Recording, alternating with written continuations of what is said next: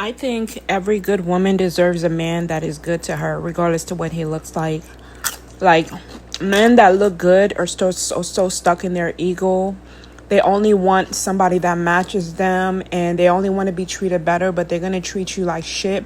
And as long as a woman sees you worshiping that man that she thought that she only loved him when nobody else was loving him, and then when she saw somebody else loving him better, now she thinks that, you know, oh, let me love him, let me do this, let me do that, and he's going with it as long as it works for him, right?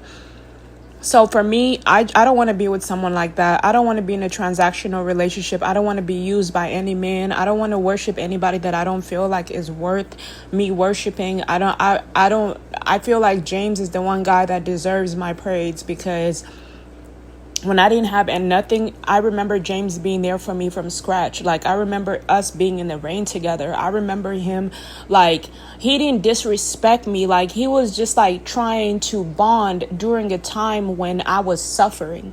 And because he was going through his own personal mental health needs, he couldn't just be there. But he was the most kind, most patient man I've ever met. And there is nothing more valuable to me than a man like that.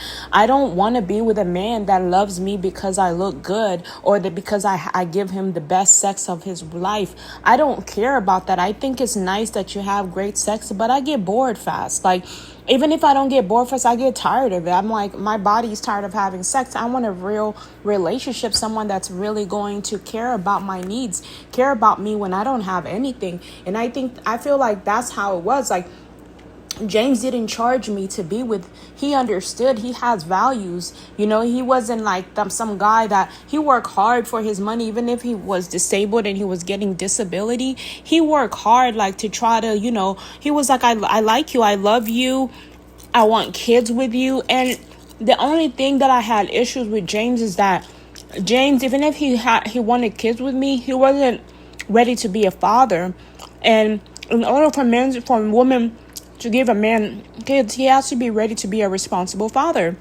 And I was trying to tell him, like, it's going to take a lot just to get you there. And I wasn't ready. I wasn't there yet. So hopefully me and James can link up again. I mean, I have such great space here for James. I want to put him in a better apartment. I want to see him shine. I want to see him get better. I want to see him. The only issues with guys is that the minute they get better, they start feeling embarrassed because of you, because of this and that, because of certain things. But I'm like, James, this is how I find out the truth about people.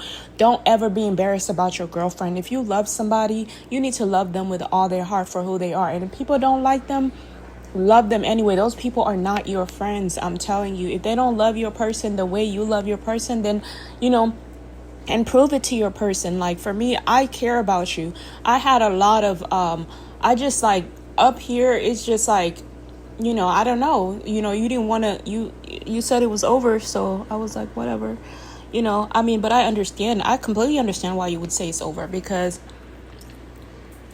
I wasn't what you were looking for at the time. I mean, it worked out perfectly, and I was ready to go anyway, because Houston, Texas wasn't the deal breaker for us. It wasn't. Houston, Texas didn't give us what LA is giving. That's why I'm like, babe, sweetie, why don't you come to LA? Like, why don't you come live in LA? Like, I can help you.